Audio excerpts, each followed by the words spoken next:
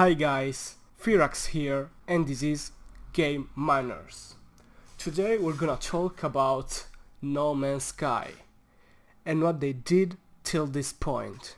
Yes, because we're gonna talk about the biggest comeback in the history of gaming. I mean, they literally did it. Alright, so we're gonna go step by step here and we're gonna start by talking about each update that they've made up this point. So, the first update that we're gonna talk about is the Foundation update, which was introduced in the 1.1 version of the game. So, what they did with this Foundation update? Basically, they implemented a creative and a survival mode. So basically the creative mode allowed you to basically explore and build limitlessly, so without any limit. And then they introduced stuff like mine harvesters, waypoints, save points, and 13 new elements. Then they improved the environment visually, introduced an extensive base building with farms. That was one of the biggest things they have done.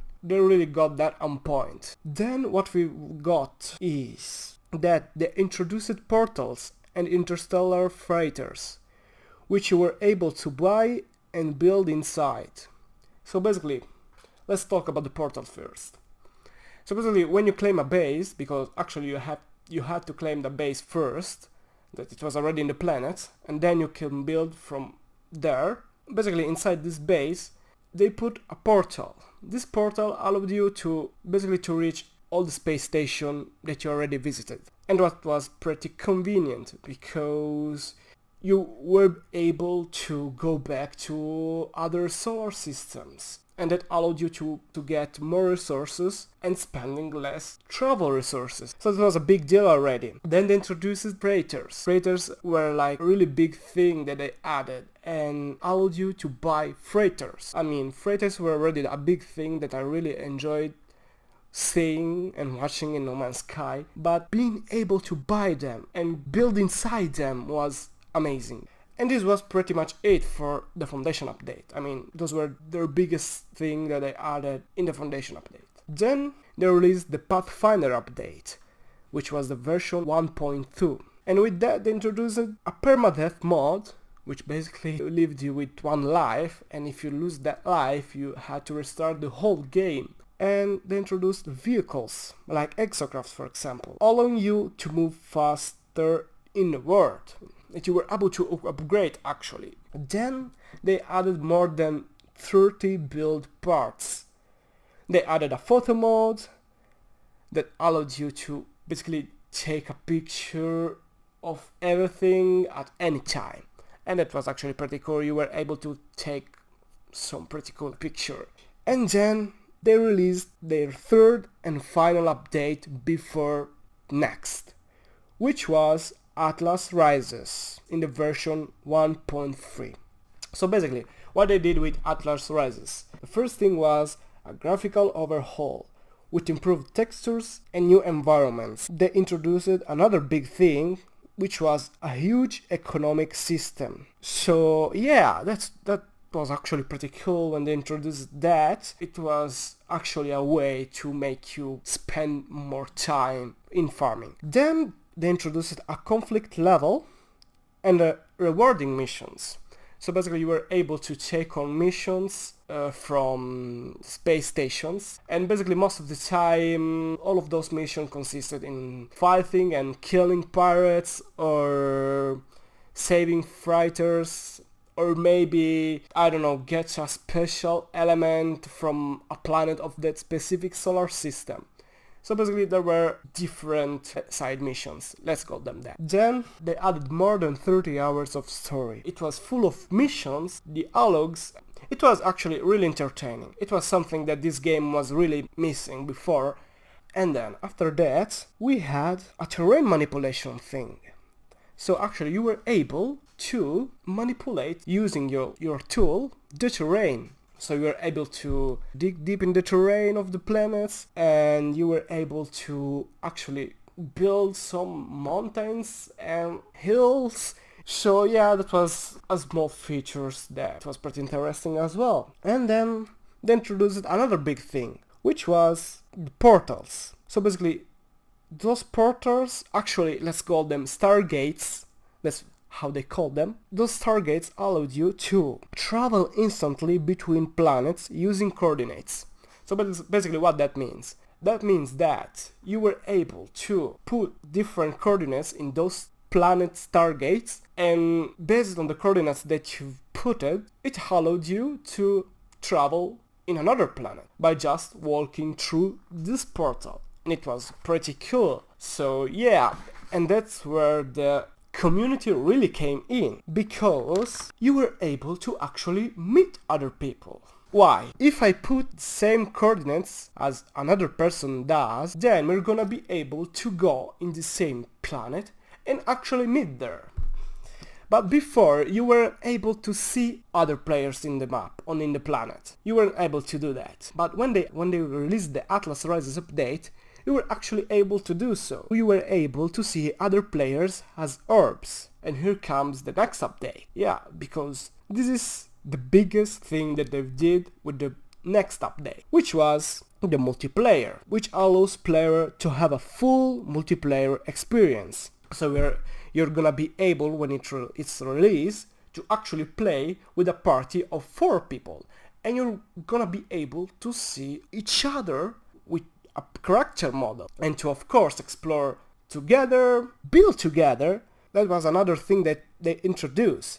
You're actually now able to build with other players, and you're gonna be able to build stuff like colonies and small cities.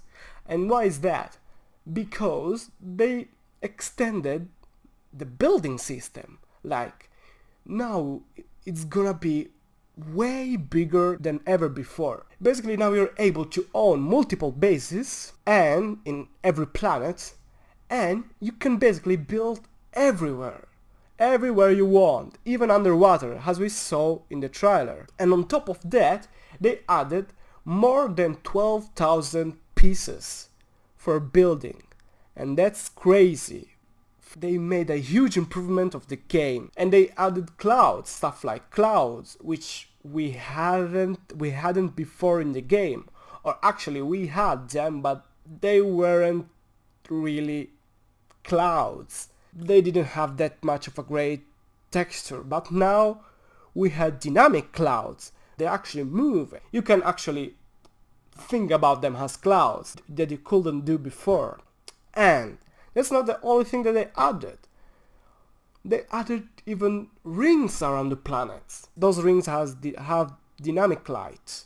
So basically there is the shadow of the planet in them, the light of the sun in them. I'm pretty much satisfied with the rings on their own, to actually be able to see planets with rings. Even the planets themselves are way more graphically improved than before, because you are actually able to see, when you actually traveling in space and you see them from afar, you can actually see their atmosphere, rivers and lakes that are basically in the world. So it's really a cool thing to see. And on top of that, they added multiple different planets than before. We're actually gonna be able to land on a fully ocean planet, on a water planet basically. And that was something that we couldn't do before. You were able to do that just using mods. So yeah, and they fixed the scale as well. So basically now the whole scale of the game is fixed. So trees actually look like trees. They're big and huge, and mountains actually look like mountains. They're high, and they're actually, it's the whole game, it's way more immersive than before. That's not it, actually. They added even the freighters, the capital ships. So basically they made more freighters and they added a capital ship. What's this capital ship about? So basically this capital ship is a freighter basically that allows you to go there with all your party. So basically you're gonna be able to go in this ship with all the players of your party. We actually don't know yet if other players from around the world are gonna be able to get inside your freight, your capital ship. But for now we know that all the players of your party are gonna be able to enter this capital ship. And that sounds pretty cool. And as you were able to do before, like build inside the freighters, now you're gonna be able to do that, but as they extended building on the planets, they extended it as well inside the freighters. So you're gonna be able to build way more inside the freighters than before. Actually, some people tried out the game already, the next update already, and they said that they were able to, this was a building on the planet, they were able to build on the planet, and they made a building with stairs, alright? And basically, to reach the entrance of the building, you had to walk for like minutes on the stairs before actually reaching the door of the house. And that's pretty crazy if you think about it.